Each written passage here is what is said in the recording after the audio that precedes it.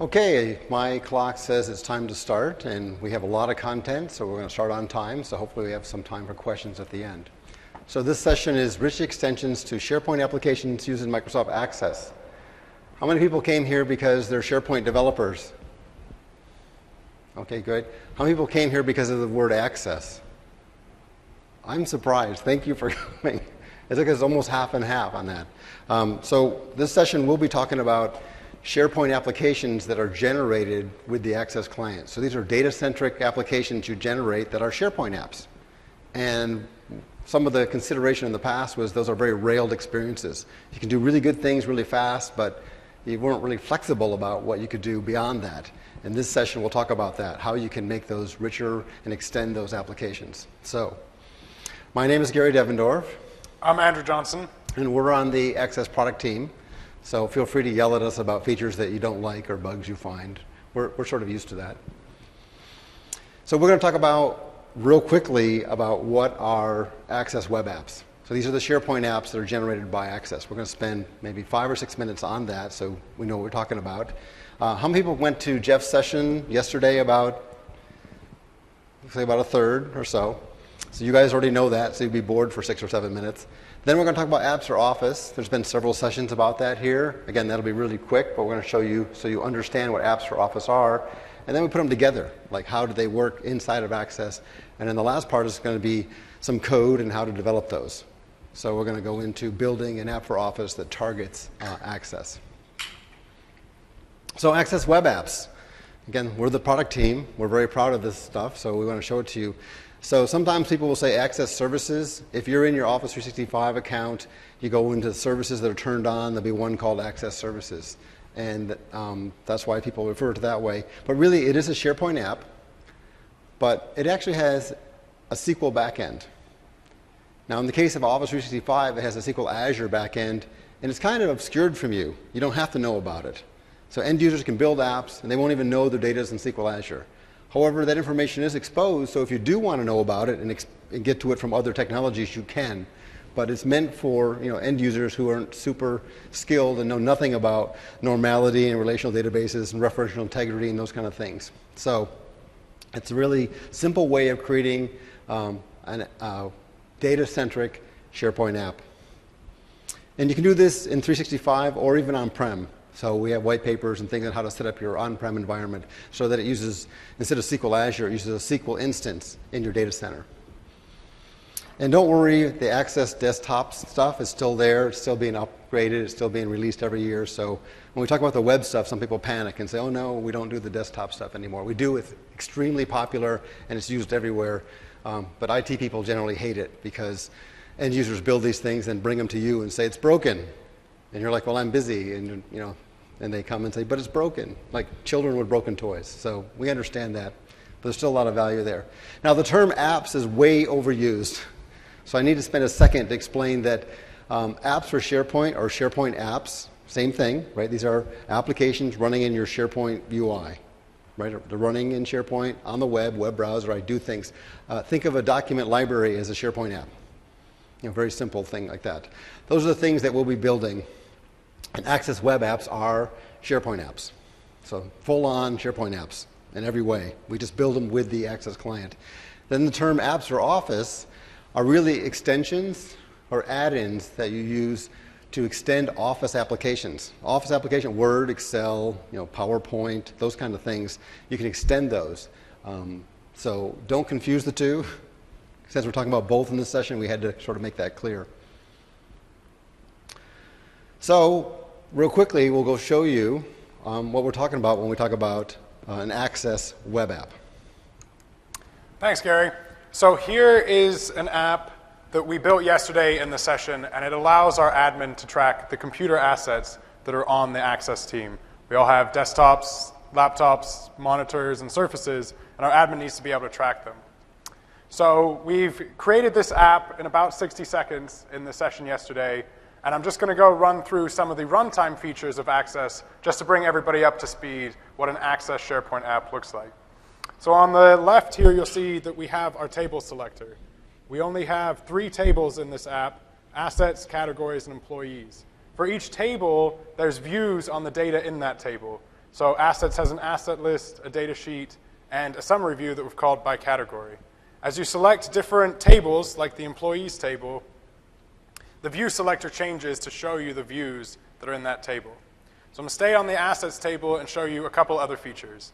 This here is our list details view, which means that all the data that's in that SQL table in the back end shows up on the list here. And the details for those individual items show up on the right. So as I select different assets, you'll see the details for those assets changed here on the right.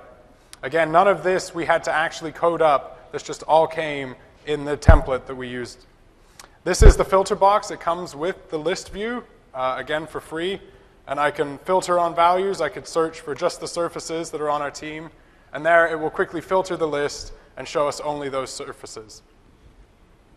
On the right, we have our details view and the action bar at the top that is all the actions you can take on that current record. So I could add a new record, I could delete a record, I could edit a record, and then these two are grayed out because they're not currently possible. I could save a record or cancel changes. I just want to quickly show you a couple other views that are baked into Access just to get everybody up to speed. This is our datasheet view. It's your classic grid view with all the rich functionality that you would expect, like being able to resize columns, being able to filter on values. So if I wanted to just see all of the items in a good condition, I can just set the good filter, and it will just filter that datasheet for me. It allows you to see all of the data that's in your app in one easy place. You can export from this view, you can copy and paste out of it, and you can copy and paste into this view, and we'll create those records in SQL on the back end. Last view that I want to show is the summary view. So here we are summarizing the data by category. Behind the scenes, this is a group by query, but you don't need to know anything about group by queries. You just tell us what you would like to summarize, and we'll do all the querying for you. So here we can summarize by category, and as I select the different categories, it shows me those records on the detail view on the right. Just a couple little other things I want to point out. That SQL is relational data, and Access takes full advantage of relational data. So for instance, if I wanted to take this Surface 2 that's owned by Jeff Conrad and assign it to me, well, there's a relationship there between the assets table and the employees table. So if I edit that record and I want to change the owner from Jeff to me, I just start deleting this, start typing in Andrew, and it's going to look through the employees table because Access knows there's a relationship, and I can just select Andrew and hit save. So you didn't need to know about foreign keys. You didn't need to go look up something in the employees table like an employee ID. You can do it all right from the context of that particular asset. One other relational control we have is the related items control. So again, there's that relationship between assets and employees. We can show you the other side of that relationship in the employees table. So since I have many assets assigned to myself, when I go to the employees table and look at that list, you can see down here the related items control is showing me all of the items in the assets table that are assigned to me as an employee. So there's the surface that I just assigned to myself. And again, I can click on it and see that record right there in context. I don't have to go back to the assets table and look at that. So this is just a quick overview of some of the things we talked about yesterday. I just want to get everybody up to speed on the power of Access 2013 web apps and what they can do for you.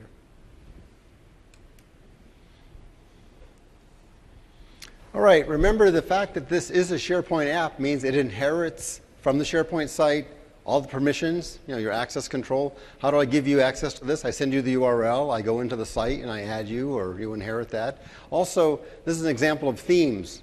So the theme for the site is also carried into my app.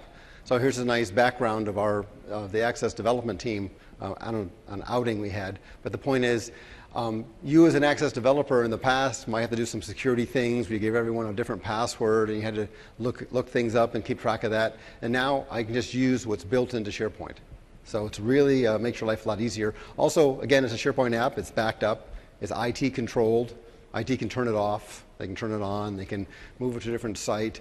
And you're not going to get someone bringing you a broken thing and say, here, I've had this. It's all broken. So that was enough about Access web apps. Let's talk about apps for Office, which Pains me a bit because I talk to lots of people and no one knows what it is. You know, at the conference and places I go. So you're probably going to learn something new here, and I think you're going to like it. So Apps for Office is an extension mechanism. So what does that mean? If you remember in the past, if someone came to you and said, we'd like to extend Word or Excel or Outlook to do something special for us. We need this extra menu item that you pick that does something in there. And what you did is you went and got VSTO and Visual Studio and you coded up something so they'd have that button and the ribbon, and then they push the button and it would do whatever your code did, like go off to SAP and get some information or do something. And you'd be all happy, and then a new version of Office would come out and they'd deploy it and it would be broken. And you'd have to go to everyone's desktop and redeploy that DLL and set it all up again, and it was a real kind of pain in the neck. Well, apps for Office are written in HTML, JavaScript, so they're a hosted web page and they're an iframe living inside that host. So if someone now says, I need a button, I need something inside of Outlook or an Excel or Word, that you can create that and they can add it to their application, and if you need to make a change to it, you go change the web page. The JavaScript calls APIs that interact with that host application.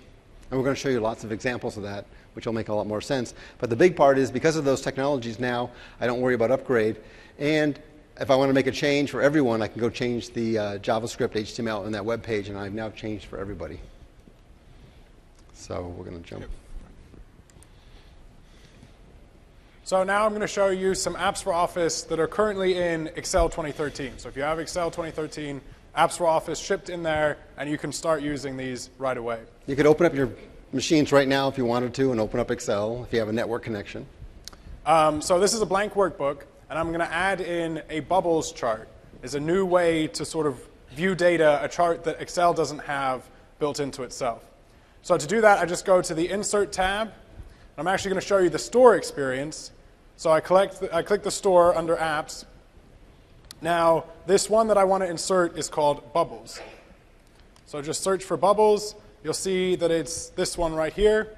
And here I would now add it to my apps list. Once I add it to my apps list, once I've trusted that particular app, it'll show up here in my apps. So I can just select this Bubbles app and insert it straight into my document. And that's now a web page running HTML and JavaScript inside of Excel. So Excel's actually hosting a little Explorer window and showing you this application. Now the app can talk back to the host, in this case Excel, through a predetermined set of APIs. So if I put my cursor over here and hit sample table, it's actually going to insert data into Excel. So this is done through those APIs that Apps for Office provides. It can also listen to events and get data from the host. So if I hit select table, and then it's going to show me which table of data I want to actually graph, hit OK, and then it changes to show me the new bubbles chart. And as this data changes over here, the chart gets events that it needs to update its data. So if we want to prove that everything truly is bigger in Texas, we can set it to 100, and there you'll see that Texas now changed its size to be bigger than everything else. One quick extra little thing I want to point out to show you how these apps for Office work and how this one can provide you some extra visualization. You probably all remember Seattle and Denver in the Super Bowl. So I'm going to add in Denver. It's going to add in a small little bubble. So notice that I added in an extra line. Now Seattle scored 43 points. Anybody remember what Denver scored? 8. Very good. Got my little Seahawks bracelet on right here. So there's the representation of the Super Bowl in the new bubbles chart. So it's just a quick recap of what apps for Office are. They did ship in Excel in 2013 and in Word, and you can go try them out right now. So did you notice how the first thing you did was go to a store? It's a lot like your phone apps, right? When you have a phone and someone says, hey, there's a cool app for Delta Airlines or something. You just go to a store and there's a lot of free ones and you go ahead and install that on your device. Same idea. You're going to go say, I want to do something with Excel or Word or PowerPoint or Access. I can go to a store and look around to see if it has what I want. So another example, because realize that apps for Office are meant for all of Office. So here's an example that you may or may not be seeing in your organization, and that is that in Outlook, so you look at the screenshot here, notice that it shows a nice little map with a pin of a location. What that is, I have more details here, is that if you create an app for Office for Outlook, it doesn't really have a UI. Remember, it's an iframe is what we're talking about. It's a web page. But what this one does is that when you go to an email message, it scans the message. And in your code, you say, look for certain things. And one thing you can look for is an address. So the logic looks through your email, and if it finds an address, or if it finds several addresses, it will prompt you which one do you want to put up on the map. And you can just ignore that, or you can click on the little blue. Let's see if we can't do the pointer. So, yeah, that one. Hit laser pointer. Cool. So right up here, where it says Big Map, these are all different apps for Office. So this is action items. This says phone dialer. So if I found a phone number in there, I could just click on the phone dialer, and it would say, hey, that's the phone number I found in there. Do you want to call that? And in the case of the Big Map, you click on there, and it says, I found an address in there. Do you want to display that address? So for example, when I got the confirmation that I'm going to come speak at this conference in the mail, I could just click on the thing and say, where is this in Houston? So I get an idea. So you can see where you're extending the functionality of Outlook with this, well, it's a web page. It's HTML and JavaScript that you host somewhere and then you hook into your client. So just one example. To turn off the.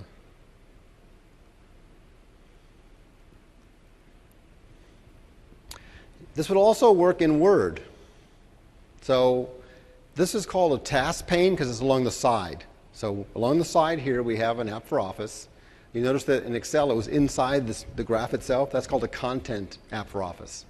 And then the third kind is mail. That does the mail thing, doesn't have UI.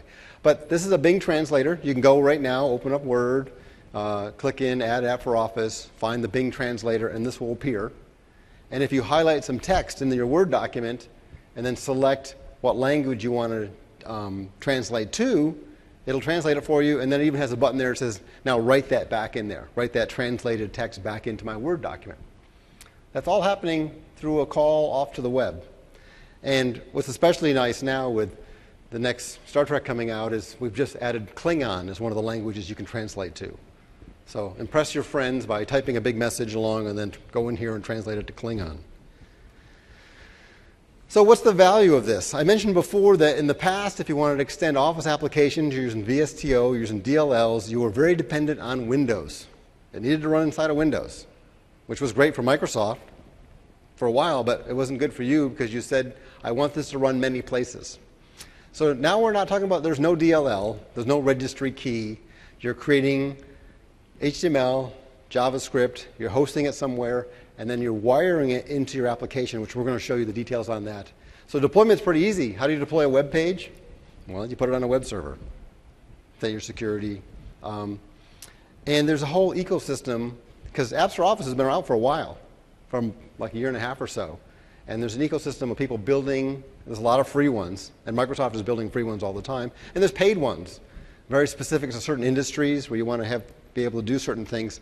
But you guys can prove your value to your employer by maybe either just getting a free one or creating one yourself that does something specific to your industry, to your end user that would make them really happy. And Marketplace, you could sell it, make some money, put it in the store. By the way, the ones for Access you can't sell yet. You can put them in there for free because of a licensing issue, but we're going to fix that. And lastly, multi-platform. HTML and JavaScript runs on about every platform there is. So you got iPads and you got different devices and Android and browsers and so on. So it's a new way of extending Office applications. So now we've talked about what Apps for Office is. We talked about what Access web apps are. We're going to put them together now. And that's sort of the big announcement. It's like, hey, we've been doing a lot of work in the last 9 months to enable this new technology to work inside of Access web apps. So you saw an example of in Excel. We talked about Word. We talked about Outlook. Now let's look at a database application. So the capability was released, so if you have Office 365, it works now. That said, it works without the store, which means you can take an app for Office and deploy it to your site. We'll show you a little bit of that. The store should be active next week. So next week you should be able to go into insertion, we'll show you that, and actually see a list of existing apps for Office. So we are funding partners to build cool things. So if you have good ideas, let me know, kind of thing. We might even, help fund some of your development for a cool app that we can then put in the store for free that other people could use. It's a great learning experience. And there's lots of examples and documentation. If you go, we'll show you at the end some resources, but you've heard the term NAPA. If you go find NAPA in the developer area and follow some of those walkthrough labs, it's really easy. You'll be an expert on apps for Office in an afternoon if you go around and play with that. So I have to stress that for Access, it must be a content app for Office. It means it lives inside the form, not along the side. Its scope is only the current form, not every form you open, unlike Word where you can go to page after page and the task pane stays there. And Mail, again, is a very special type of app for Office that lives inside the Mail client, has that little bar, and appears. So realize that it's content apps for Office only for Access. All right, so now me talking about it is kind of really boring, but we have some pretty cool demos that we're going to show you that hopefully will drive the point through about the value of apps for Office. Okay, thank you. This is just going to be a smattering of some of the apps for Office that we have created and inserted into different Access web apps. So this is an app that we created for our team where we asked the team to tell us where you have been and where you're from. So go list all the countries that you've traveled to and list your home country. So we have that list here of all of the members of the team and where they've been to and also where they're from. Now we can use apps for Office to augment that data, to show us all of the data in the app instead of just looking through it. So here, hosted in this little frame right here, is the Bing Maps app for Office that is showing us the data that's in the database. So it's read all the data from Access and is now showing us where people have been. Now the bigger dot means more people have been there. So hopefully since we all work in Seattle, everybody has been to the United States. But it also lets you see everywhere else that we've been. I'd have to admit, we're a pretty well-traveled team. We can also do more pivots on that data. If we go over to Home Countries list, we have it bound a little differently to show us, as I scroll through the team members, what their home country is. So if I just start scrolling through these, for instance, if I select my name, there you go. I'm actually from England, even though my accent isn't English. People from Canada, from the United States, from India. And as I scroll through the team members, it will show me the country that they're from. We can take that data and then we can run some totals on it to see geographically where we are all from. So still a good majority of us are from the United States, but these are all the countries that make up the Access team. Of course, since we're on Access, we're a pretty competitive bunch. So as soon as we started putting this data in there, we wanted to see who had been to the most countries. So we're going to use a different app for Office to do that. This is actually the Visual Studio's template. We haven't changed anything, just to show you what Visual Studio gives you right out of the box. It will create this app for Office for you when you create the project. We'll do a little bit later. And so you can just go ahead and start seeing how they've wired up the code to do all of this. So here is just two charts, one sorted by the number of countries you've been to, and one is sorted by the team member's name. So I'm at 22 countries, just short of Gary at 24 countries. That's because I'm a lot older. I've been more places. So. Now realize this is the same app for Office, just inserted twice and bound to different data. So I didn't have to get one that shows data this way and one that shows data that way. It's the same one. Also, all those maps you saw, that's actually in the store today, although the store insertion experience will be next week. So next week, you'll be able to drop that map right into an app that you have today and impress the hell out of the people that your end users really quickly. I'm going to switch computers really quick to show you another example. So the previous ones that I showed you in the Where We've Been app, those were both UI apps for Office. But they can actually do a whole lot more. You can actually create data apps for Office. So here we're going to be pulling in friends from Facebook. But you could be pulling in the data from any data source that you can connect to from your web page. So we built this app for Office actually for a team member who was getting married, and he wanted to create an app to plan his wedding. Now, instead of going to Facebook, finding all the friends he was going to invite, and inserting them into the app, he can just import his friends straight into the app. So once you've added this app for Office, you just sign in, which I've already done. Then you're just going to hit Insert Friends. Now, this is the binding experience, which is I'm going to go through pretty quickly right now, because we'll go more in depth on how you bind the app for Office to data in your Access form. But it's just simply mapping the schema that the app for Office expects with the schema that you actually have in your app. So this is a pretty easy mapping. I'm just going to select the fields that I want this data to be inserted into. Birthday into the birthday field, gender into the gender field.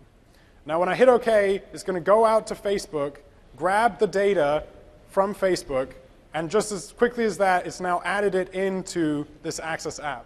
Now once it's done the data import, the app does become a visual app and shows me the picture for them and the mutual friends below them, so I can see how my social network comes together. And then you can start using all of the rich functionality that Access has built right in, like I can search for Gary, and there you go. Since we're friends on Facebook, it's already imported him and now links up and shows me his picture. So that's an example of a data app.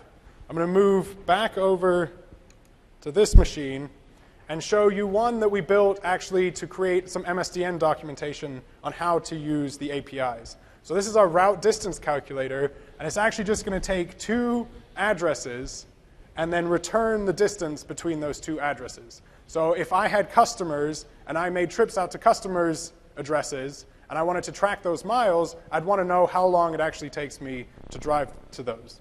So if this was a customer and I'm going from one Microsoft Way to this address, it would tell me that it's 2.4 miles. And again, it responds to events that I make inside the app. So for instance, if this customer now decided to go work for Obama and now he's in the White House, if I can spell it right, once I hit click save, again, it's going to get an event that this thing has changed. It's going to change the to address to White House and go calculate that distance. So from the Microsoft campus to the White House is 2,700 miles. Now, normally, this app for Office would probably just insert that data back into the record. But we've put that behind a button for code purposes on MSDN so you can actually see what's doing instead of doing it automatically. But when I hit set distance here, it's going to take this 2,700 miles and put it into my app for the distance to that customer. So I just do that, and you'll see that it moved from 2.4 miles away to 2,700 miles away. And then I can save that, and now any calculations that I have for every time that I've visited that customer, it's going to automatically tally up the correct distance. And that distance is actually a driving route. It's going to show you the road. It's not just geographic great circle distance. It's actually going to calculate the route. So if you're billing someone and you agree that we're going to charge you per mile whatever Bing says, then you have this already built in. This was an existing app in the store, and you go up and download the miles log, and we just took an existing thing, dropped the map in there, and wired it up. So we just added value to an existing app very quickly. Okay, so because we were adding this capability, we thought when this gets released next week, we needed to have things in the store. We couldn't say, hey, a brand new store is open, and we have this capability, and there's nothing in the store. So I went to the MS Research, the research guys who deal with PhDs, and they do all kinds of things. And I twisted a couple little arms, and they were great in that they created 10 visualizations app for Office that are targeted for Access. So I want to show you a couple of them. So here's a nice little bar chart. And this data is all minimum wage values. So in the US, the minimum wage, as it changed through the years, because that was data I could quickly steal off the web and just drop into my application with very little work. So as I then go ahead and click on each one of these are a view up the top. So each one is a form. So I click on the next form, and it's rendering the next view. And I go through here and click on the next one. It renders the next one. And by the way, see, I can shrink these settings so I don't see the settings anymore. And so all of these, again, there's 10 of them that are in the store now, even though you can't insert them until next week. They were nice enough to put them in there. They're pretty basic, but I bet you have solutions that this will kind of wow people. Because if you have no visualization, Or you have basic charts. Basic charts are a whole lot better than nothing. So here's a pie chart. Here's, I believe, a stream graph. This is a scatter chart in a stream graph.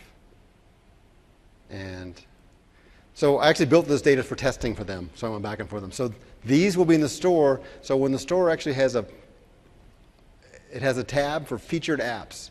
So I'm in Excel, I go in there, it has featured apps for Excel, or I'm in Word, it has featured apps for Excel. In order to have a featured app work in the store, you had to have 10 things. So I talked them into creating 10 things for me. So you'll see a featured apps kind of thing.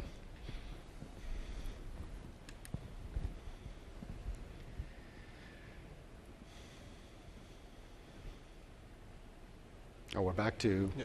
Okay, so that was our shotgun view of a bunch of different ones to get ideas. And remember, we're reading and we're writing and interacting with the data and the UI. So how do I, there they were working. Now show me, how did I get there? You showed me cool charts. You showed me cool things. How do I build that? How hard is it? We're targeting end users or power users, so hopefully it won't be too hard. So we're going to show you how to now insert one from your store or your app catalog. Is it 4? Or? Oh, you want. Yeah. So here we have an app. Since we knew we were coming to Tech Ed in Houston, I have some friends in Houston, and I asked them for the best barbecue places in Houston. So I've added them here into this app. Turns out Corkscrew is actually the #1 rated barbecue place, just in case you want to know, but it is 40 miles away, which I'm told in Texas is not that far. So we're going to add an app for Office in to view this data another way. We're actually going to add in a version of the one we just saw that calculates distance, only this time it's also going to show us a map with some driving directions there. So to do that, you click on the gear, and you select Apps for Office. Now this is the store experience. Right now, as Gary said, we can only do ones that are installed on our local site, but soon the store will be coming, and you'll be able to add ones directly from the store. We're going to bring one in called Bing Route, hit Start, and it's going to insert that app for Office into our page. And now as soon as the app for Office loads, it's going to want to bind, which I'm going to do in just a little bit, because first I need to resize this app. So to resize the app, to actually make design changes to an Access web app, you need to do that back in the client. So I'm going to go back up to the gear and hit Customize in Access. And hopefully this doesn't take too long, because the network was a little slow earlier. But this is going to hydrate the app and allow us to make design changes to it. Right, so that entire app is being downloaded now to the rich client and the desktop, because that's where we do our editing of these applications, in the Access desktop client. So if you're a developer, you need to have access on your machine to do the development of those. So it looks like that's taking a little too long to load. So I'll show you what the version looks like that actually is already mapped and bound together. And now we have the same app that we had before, except now it's showing us the distance that and the way we'd have to get there. So the best barbecue is 48 miles away, seems very far north. And if you look at this record, we don't actually have the distance yet for it. So it'd be hard to decide which one to go to if we don't know how far they are away. Again, I can just hit that Set Data button. It's going to add in the distance of 7.5 miles and hit Save. Now the piece that you didn't see what it was doing was the binding piece, which I'll just quickly show to you. So this is our binding dialog. Like I said earlier, it's just schema mapping. So the app for Office expects a schema, and your Access app already has a schema. So it shows you an example of what it wants. It wants a from address, a to address, and a distance. That's what the app for Office works on. And it shows you some example data right below of actual distances between addresses. Now when I drop down these fields, it's going to want me to map those addresses. So I just select my from address is also my from address there. My to address, I'm going to the restaurant. So I select the restaurant address, and you'll see that it's pulling in live data from the Access web app, so I can know that my mapping is correct. And my distance field is the field it's going to write back the data to, so I just select the distance field. We'll go over this one a slightly bit more. This is the big piece that Access built to be able to map the schema together. And then when I hit OK, it's created that binding, and the app works. Great. So where are you going to go eat? I think I'll go 48 miles for the best one. No. Guess we're only here once in a while. So Yeah. we took a look at the binding. So here's a screenshot of the store, again, which should be available next week when you go into your Access. And remember, he clicked on the Add App for Office, the gear. Then you'll actually see a bunch of free existing apps for Office targeting Access. So This is what the demo just did. it didn't hydrate? Oh. Yes. Is it 4? Okay, sorry about that. Just a little bit of a slow connection here. Now this was the form that I added the app for Office in. It adds it at the bottom, very small. So you can just come into the design experience and drag it, resize it, drag it around, put it where you want on the form. So there we go, just resize it like that. Now when I hit save and then fire up this app, you'll see that the app for Office has been resized. If it wants to launch. It doesn't want to sign in. And so, yes, we know that you have to add it in the browser and then resize and move it in the rich client. So it's a pain, we understand, but we have plans. But for now, it works. Yes. There you go. It's resized. Okay. So we showed you how to go find one, drop it in there, and then move and resize it. And you even saw us binding it. Let me explain a little bit about binding. You're telling the application, what data in my host do I want you to connect to? By connect to, I mean read, write, but events too. Did that data change? It changed. I want to respond in some way. So because apps for Office are meant to be generic, they work in many different endpoints, you can ask the user. And when I say ask the user, I'm really talking about the power user who sets it up. Because the binding is good for everyone. So I set it up for the site, and I send you a URL. It's already set up for you. Every user gets to see it, and it works fine. So it's only the person first setting it up that does that. So it's really the power user who created the app would do this kind of functionality. So binding, how do you do it? There's 3 ways of doing it. I can bind by name in the code. So if I know that there's a table called Gary's table, in the code I can say bind to Gary's table. So if I'm going to be inserted into a template where I already know the names of the design elements, I can do it that way by name. Or I can bind by prompt, and that's what you saw there. A little dialog pops up and it asks you, and it displays the information, says, I need this kind of information, tell me where it is. And the last way is by selection. I could bind to the currently selected table. In Excel, you can actually drag across the grid and say, I want to bind to this stuff I've selected. So those are the 3 different ways to do it. And when I say do it, I'm talking about the code written to JavaScript you write will call one of these ways to determine what the binding is. And so Andrew's going to show you. I showed the binding. We already did that binding. Yes, and we went through it. We actually have a nice little cheat sheet later, too, on that. So think about the value of Apps for Office for Access web apps. So Access web app is nice. I send you a URL, and there's your data, and you're working, and you're happy. And I control who can get to it. I'm an IT person. But I want to extend it. What I built for you doesn't talk to SAP. It doesn't go out and get to your map. It doesn't do something my group needs to do. It doesn't provide encryption of the data you put in.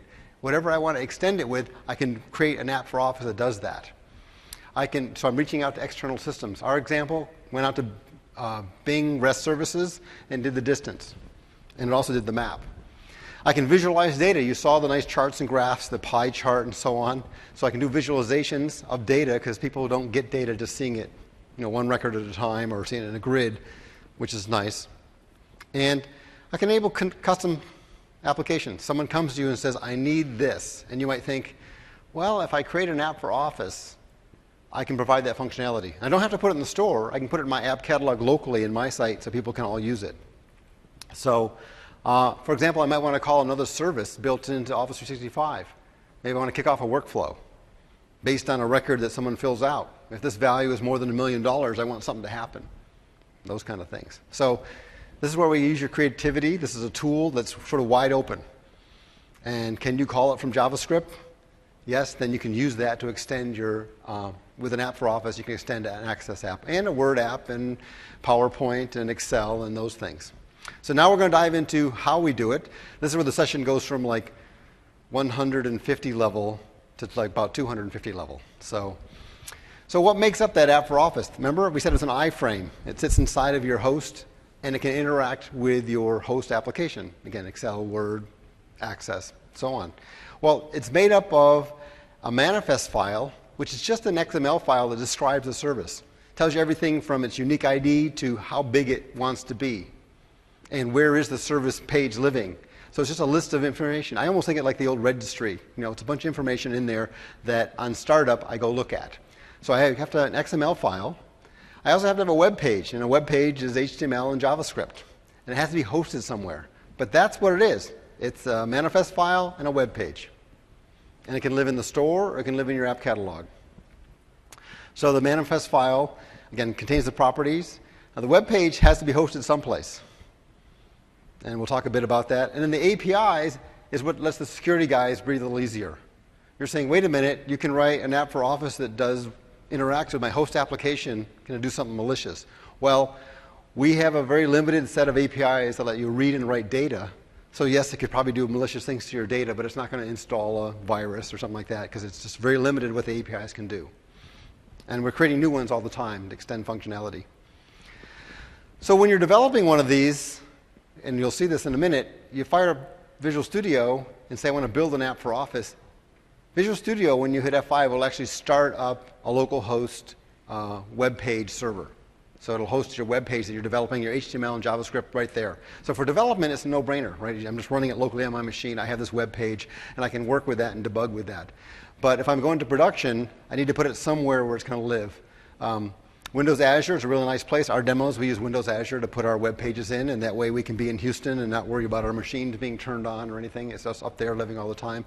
And if you have, to put it in the store, you need to be using SSL, so for security reasons. So you need to get certificates and set that up if you're going to go put it in the store. You might want to do that for your own apps too, because you can't really have a mixed environment. So you need SSL for production. And it just needs to be a web page that the same page my Access web app is in can reach. So as long as I'm not outside the firewall or something that's going to break it, that's where your web page needs to be. And by the way, if you have a certain level of MSDN subscription, Ultimate or something, you get some Windows Azure hosting credits. You can just use those. You're probably not using them now, so that's what we did. So ours are being hosted for free because we have that level. So now we'll talk about, it sounds complicated. I got this web page, I got this XML file. How do I get started? And it's going to be surprisingly easier than you think. So you're going to use Visual Studio 2013. You can't go back and dust off an old version. It's got to be the new stuff. And it has a new template. So when you say I want to create an app for Office, the new template includes Access as an option. So you're going to create an app for Office, and then, well, it'll run right out of the box, you'll see, and then you're going to edit it. So let's go ahead and see if we have our demo. Yep. Okay, I'm going to create an app for Office that is going to work in Excel and Access. So only one code that will run between the two platforms. So right from Visual Studio's 2013, all I need to do is hit New Project. And new in Visual Studio's 2013 is this Office SharePoint tab. Just select the app for Office, give it a name, Tech Ed Demo App, and hit OK. Now this is going to now walk us through what kind of app for Office we want it to create. So if you remember Gary talking about it earlier, Access support content agaves. So they're in the content in the Access web app. So click Next. Now which type of scaffolding do you want? Do you want just a basic app with no code, or do you want some visualization? Now that chart that I showed you in the Where We've Been app, that is actually just this template that is right here. So I'm going to show you that one. And then select where you want it to run. And this one's going to work in Access and Excel. So when I put it in the store, then people who are looking through the store from Excel will see it, and people looking in the store from Access will also see it. Hit Finish, and this is just going to scaffold out my app. It's going to create all those parts we need that Gary talked about earlier.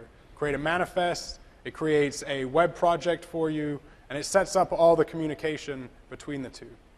So just like that, you now have your project, and it's really two projects in one solution. This up here is your manifest project, and you can go look at the manifest that Gary talked about earlier, and it has all that information right in there, and it's already set up a current local ASP.NET server to be able to host this application to debug it. It also has your website project that you need, and it has already put in that chart app for Office so that you can go ahead and get started with all of the APIs. So you can go and see how they've already created that chart. Now to debug this, it's very easy. Just hit F5 or hit Start. It's going to spin up a web server. It's going to then open up Excel, insert the manifest from the one that we just had in Visual Studio, and bring in the website. So already here, I can start using this app for Office in Excel the way that the end user will be using it. So I can do that, insert sample data, and there's the graph that you saw earlier. So you can fire up Visual Studio, create this project, and then see what kind of code it's using to communicate back with the host app and show you this graph. So that was just a quick demo of how to get started in Visual Studio. Of course, because it's hosted in Excel, it has hooked up the debuggers to it, so you can debug right here in Visual Studio.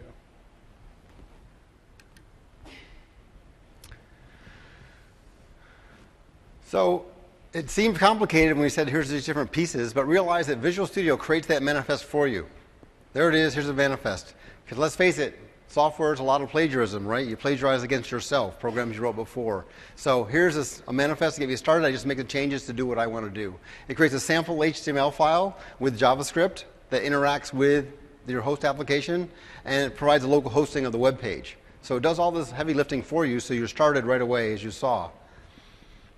So you do need the latest version of Visual Studio. So this slide, and you guys will download these slides later on, and make sure you have the right version of Visual Studio. So it has the Office or SharePoint tools there. And so there's a manifest, and then there's APIs, and you're going to have to learn what APIs are available to interact with your host. And they're a little different between host to host. And yes, you can write something that works in multiple places, but you have to realize there's differences, because things in Mail are different than things in Excel. You know, a matrix means nothing to a Mail application, but it does in a database and an Excel spreadsheet. So deployment is an issue, and then, of course, getting things into the store. So the manifest is an XML file, and we showed you a bit about it, and here's a nice little screenshot of it. And this manifest contains things like, see here it says host name in there in the middle. Let's get this pointer working.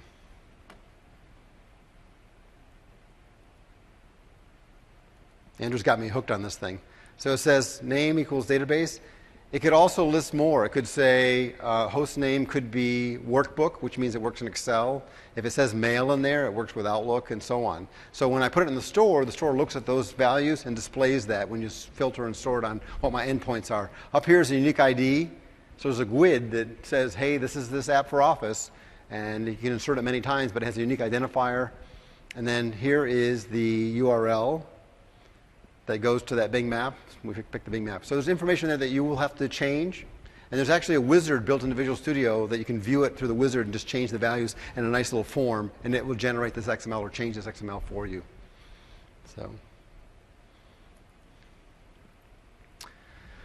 So as I mentioned, the APIs are what you're going to have to learn. Every endpoint are slightly different, but it's a file called office.js 1.1 is the one that includes access. There was a 1.0 that did work with Word and Excel, but a 1.1 is the first version that works with access. So that'll be, in Visual Studio, will point to that JavaScript library.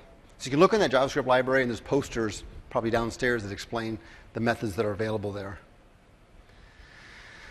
Okay, so how did we get that binding prompt? Remember I said the code has to do it? There's 3 ways to do it from the code. So let's look at the code that tells you or determines how to bind or what should be bound together to your application between your iframed web page and your app for Office.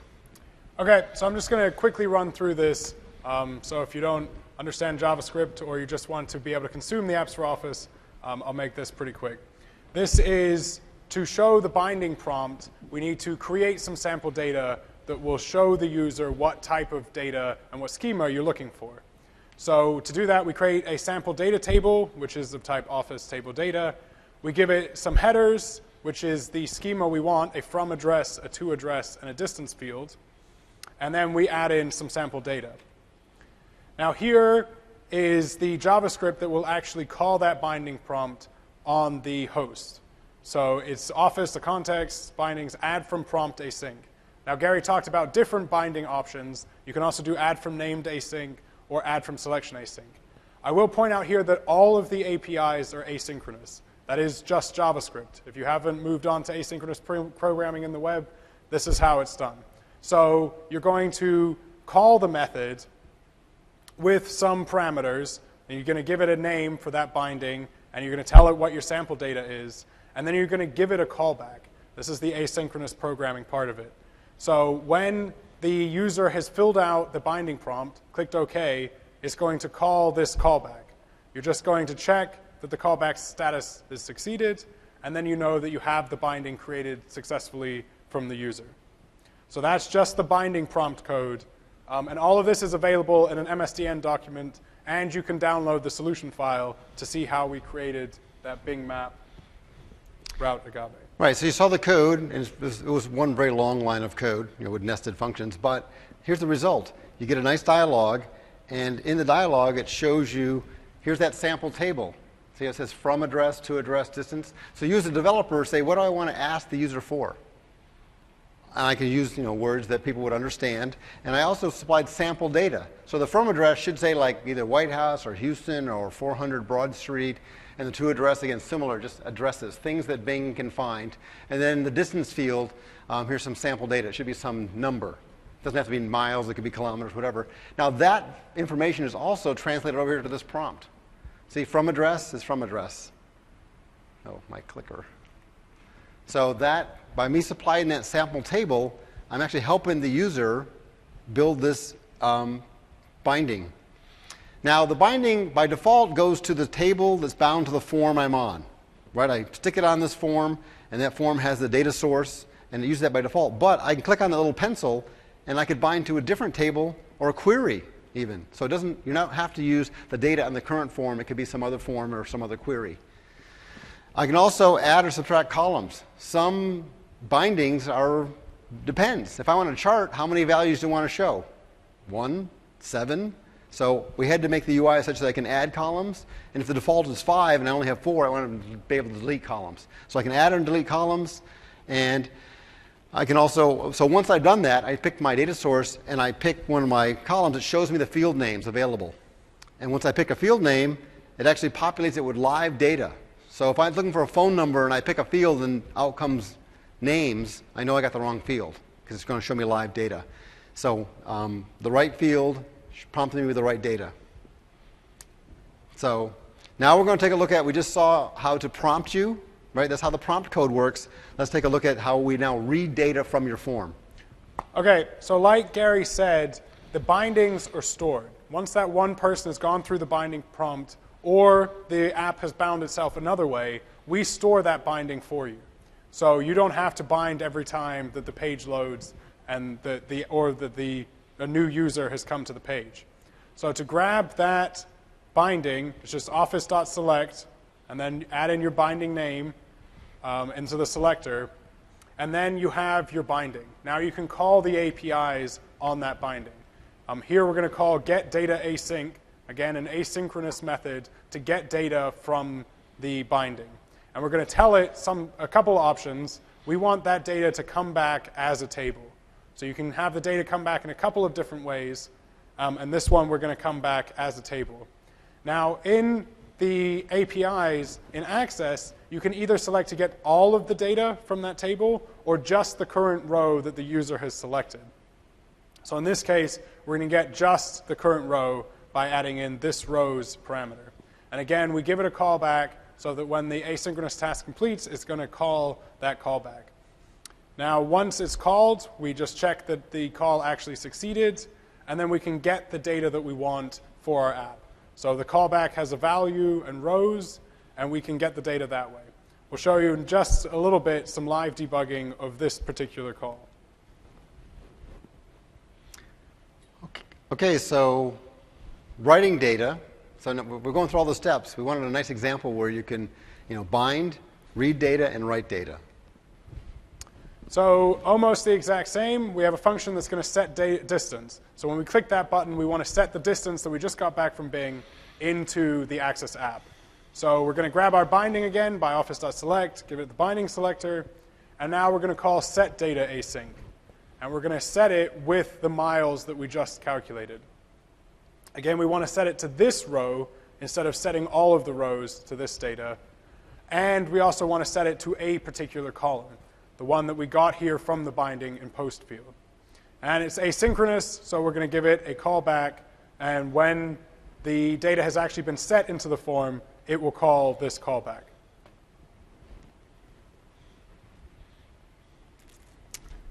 So I'm just going to give you a really quick demo of how to debug these. This is the same app that we just inserted it into. I personally prefer the Chrome debugger, so I'm going to use that one. But you can tell here, it's probably not big enough, but it'll be on the MSDN documentation. We're setting up some handlers. Anytime the user changes record, or the data changes in the app, then we want to call this particular handler. So that is going to call this, which calls update map. So anytime they change the data in the view or they select a new one, we want to update the map to show the new location. So as I scroll down, you'll see that the breakpoint hits, and it's going to do that get data async from the app. What you have to realize is that we're in the browser now. So he was in the browser looking at the app, and he just hit the F12 that launched into the debugging mode. So we're not in Access. We're not in Visual Studio at the moment. We're just in the browser. Correct. So if I then tell it to go, now the asynchronous call is already completed. It's gone, and it's gotten the data from the form. And you'll see it here in the callback that we got status succeeded, and all the data that we just got from the form will be here in the value. So I just wanted to show you that this is how we debug these applications and the code in the actual browser. And that's really because debugging is a bit of a challenge. Unlike with Excel, where you had Visual Studio, you just hit F5 in Visual Studio and you were going.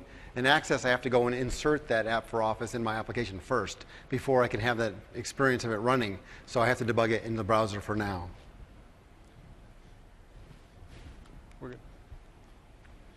So again, debugging in the browser, you can set breakpoints in the browser, you can step through the code, you can look at values, and Visual Studio is still serving it up. So if I didn't hit F5 in Visual Studio, it still wouldn't run. So I hit F5 in Visual Studio, I then go over to my application, insert my, put my manifest in my app catalog, insert it into my app, and then run it and debug it. So there's a lot of steps, and there's a white paper on how to do this. It takes you through each one of these steps and has you build it. And you do need to use SSL. Visual Studio will actually create a web page with both SSL and non-SSL. Make sure you pick the SSL version. Again, it's all inside there. So this web page, in this case, is running from Visual Studio. When we do development, we like to use Windows Azure. So we just hit Publish in Visual Studio. Publish, make a change, publish again, and see if those changes make. Again, have to use SSL. And as I mentioned before, the web server must be reachable by the Access app, so not beyond the firewall or something. So let's say you develop it, and you got it working, and it's up in Windows Azure, and now you want to deploy it to your, you want to put it in the store, make it generically available for people. So you need to go to the Office store, and this is just a screenshot of the seller dashboard. You go through there, and you follow all the steps. They have, and Andrew's done it. He's got a couple apps in the store. It's a many-step process. Soon, you'll be able to charge for Access apps. Today, you can charge for Word and Excel and PowerPoint and so on, just not the Access apps. So I put this slide in here because I want you to think about things you could do. I could, if someone's entering in a credit card number, I could go out and call a service and make sure it's a valid one before I enter it in the database. Before I save it in the database, I want to go make sure that's a valid one. I could look up exchange rates. Any service out there, I can go and do that. I want to connect to PayPal or something. As people are entering records, I want to go out and make sure it's a valid PayPal account and so on. Related content. Maybe I want to have an app for Office that points to documents in a SharePoint document library that shows part of them or something like that. External content Things like pulling in the weather. I'm an inspector and I'm filling out a thing about the accident, and it can pull in the current weather report for where I am, something like that. So just think outside the box of all the many ways you could use this. And so here is the white paper. And actually, I want to click over to, which one's 8? I can't. This white paper is in draft form. We pushed the writers to get it out quickly, and the title is going to change too because it doesn't say anything about apps for Office. But this is a white paper that takes you through building the Bing Map route calculator that we showed you. So not with the map, because that made a lot more code, but just the one where you pass it to addresses, and it looks up a route and tells you how far that is. So you could follow this white paper and build it yourself, and then you could deploy it into your location if you want. So we thought we needed a sample, a walkthrough, step-by-step of reading values, writing values, and binding to the record. So that's the one we have. So getting started is probably the hardest bit because we all have day jobs. No one gives us enough free time to do things. But if you go to dev.office.com, there's videos.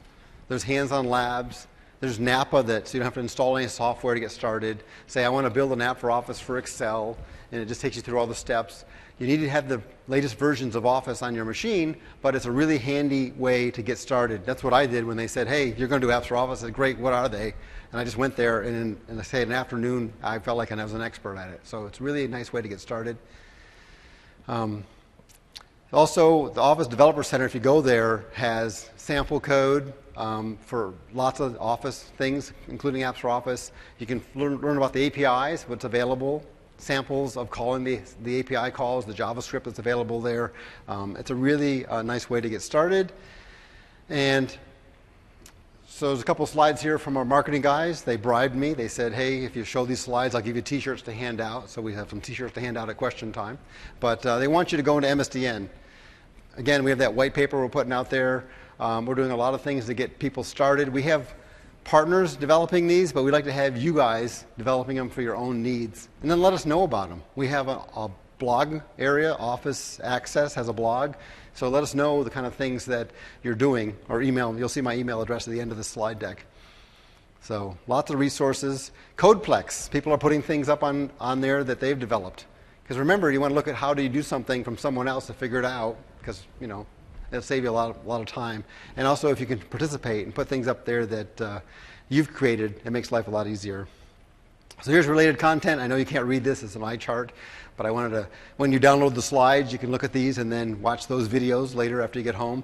I did want to point out, these are the 3 such things about Access specific. These are Access sessions. The hands-on lab is kind of broken. I've been kind of beaten up on those people, but these are the sessions you definitely want to watch. Jeff's session, the other one, of course, is ours. And Ask the Experts we thought it was tonight. It actually was last night, so we kind of missed out on that. Again, related labs and exam prep for Office development. And definitely downstairs in the product showcase, the booths, we hang out there. There's lots of ways to kind of get started and see examples of things we've been doing. Check out Visual Studio, partners, and so on. So here's the slide. Say, fill out your evaluations. I'll leave this up for a second. Now, don't leave quite yet. I did want to say, we're going to have questions in a second, but I did want to say thank you to Andrew, who's a tester, not a speaker. So he really went out of his comfort zone to come here and present to you. So good job, Andrew. Thank you. So we'll switch to Q&A now, and if you guys want to, you know everything there is to know, feel free to leave. But if you want to stay for questions, please come to the mics just because they record these, and someone else might have the same questions. And we have T-shirts. So yes, right here. So I have a question regarding the Access web access thing on the SharePoint side. So do the person has to have Microsoft Access client and then they publish their tables to the Access web access? Okay, so you need to have the Access client to develop the application, not to run it, enter your data, or use it. So the idea is you might have one copy, one person does the development, because that's where the editing of the design happens. So you need to have the Access client just for the creation.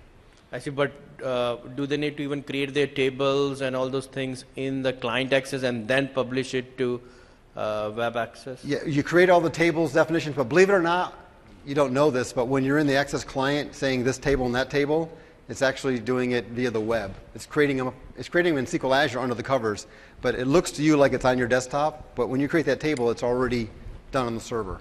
I see. And then when they're publishing, do they have to create their own Access website for that, or can they use a Access library? No, it's just a SharePoint app. You just need a So SharePoint once site. you've created the SharePoint app, it's only the design that has to be done in Access. And if you watch Jeff's session, he goes from scratch and shows you, go into SharePoint, say create new content, I see. and then click on the Access one. Cool. I can take the.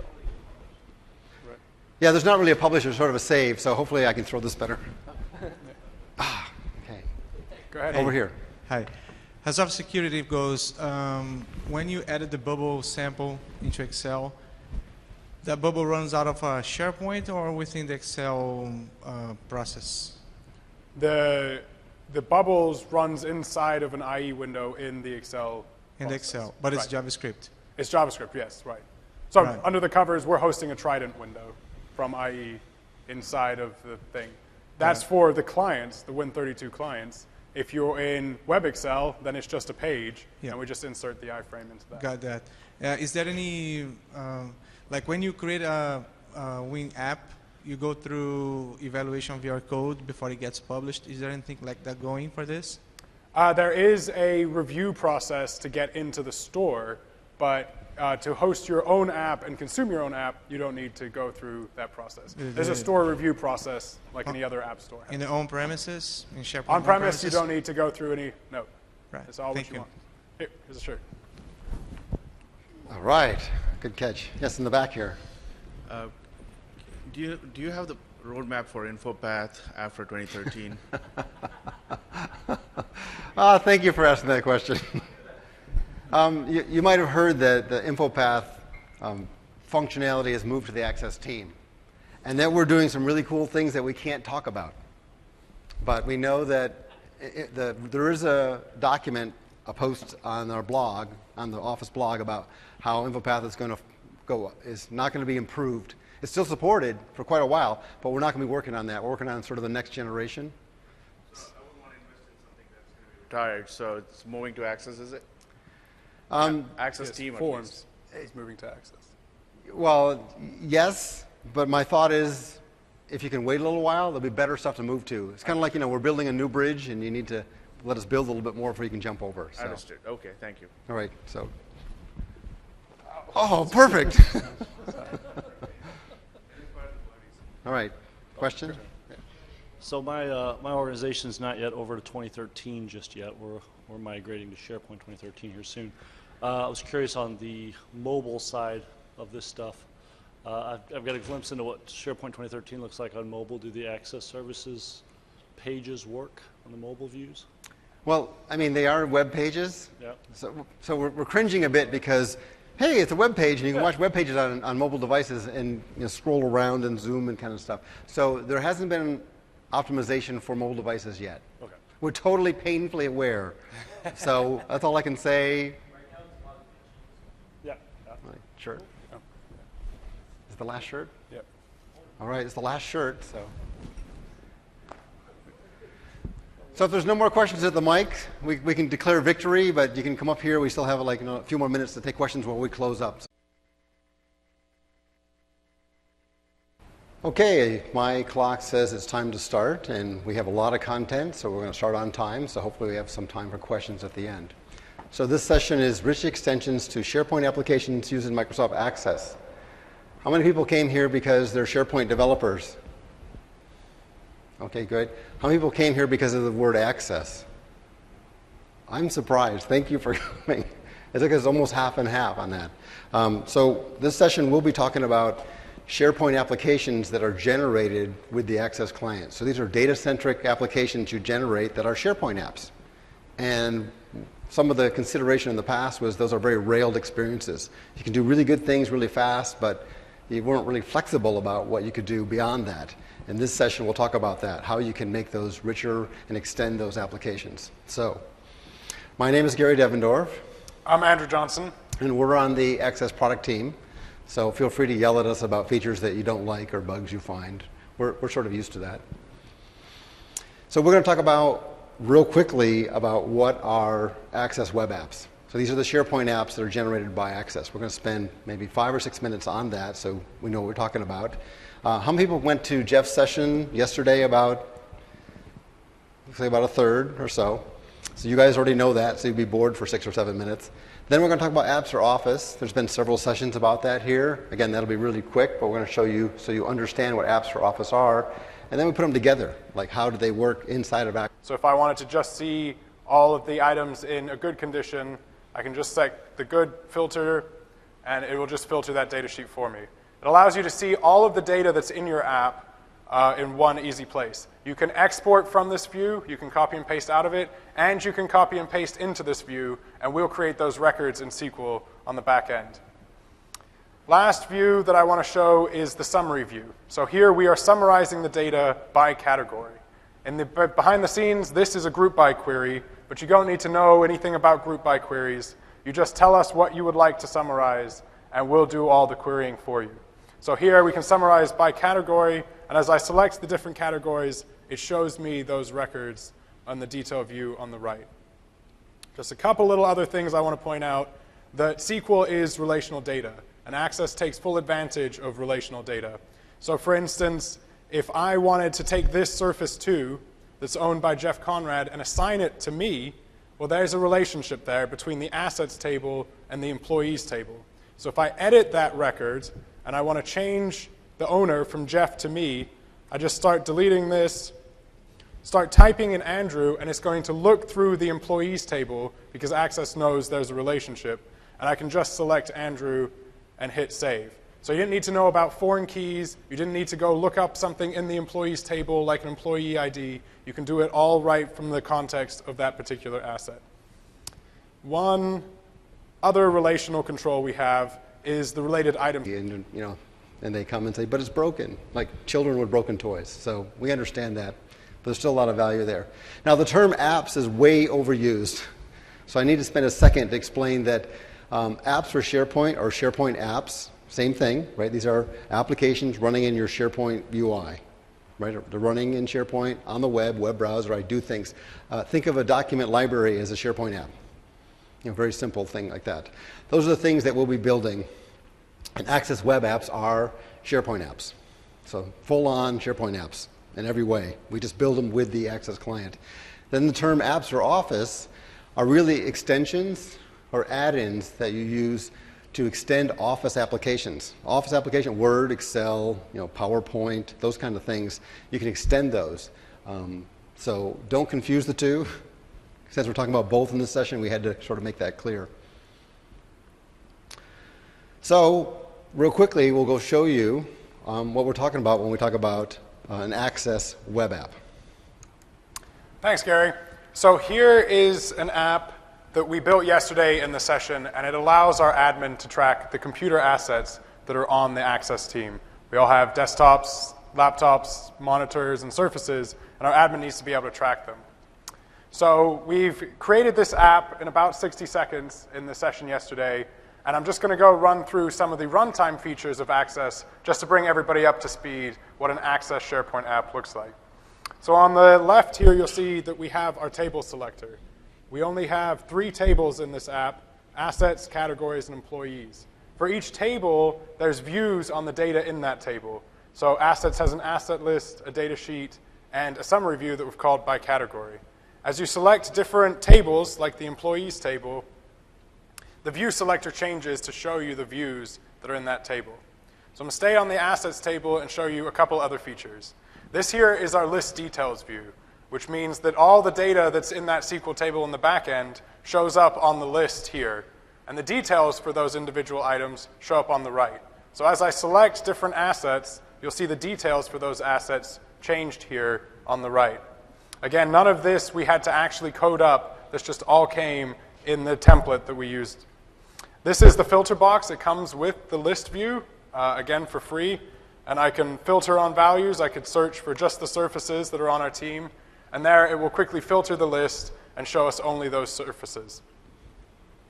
On the right, we have our details view and the action bar at the top that is all the actions you can take on that current record.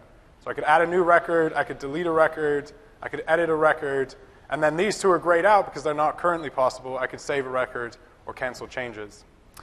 I just want to quickly show you a couple other views that are baked into Access just to get everybody up to speed.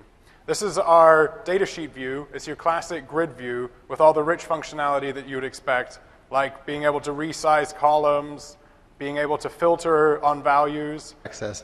And then the last part is going to be some code and how to develop those. So we're going to go into building an app for Office that targets Access. So Access web apps. Again, we're the product team. We're very proud of this stuff, so we want to show it to you. So sometimes people will say Access services. If you're in your Office 365 account, you go into services that are turned on, there'll be one called Access services. And that's why people refer to it that way. But really, it is a SharePoint app, but it actually has a SQL backend. Now, in the case of Office 365, it has a SQL Azure backend, and it's kind of obscured from you. You don't have to know about it. So end users can build apps, and they won't even know their data is in SQL Azure. However, that information is exposed, so if you do want to know about it and get to it from other technologies, you can. But it's meant for end users who aren't super skilled and know nothing about normality and relational databases and referential integrity and those kind of things. So it's a really simple way of creating a data-centric SharePoint app. And you can do this in 365 or even on-prem. So we have white papers and things on how to set up your on-prem environment so that it uses, instead of SQL Azure, it uses a SQL instance in your data center. And don't worry, the Access desktop stuff is still there. It's still being upgraded. It's still being released every year. So when we talk about the web stuff, some people panic and say, oh, no, we don't do the desktop stuff anymore. We do. It's extremely popular, and it's used everywhere. But IT people generally hate it because end users build these things and bring them to you and say, it's broken. And you're like, well, I'm busy.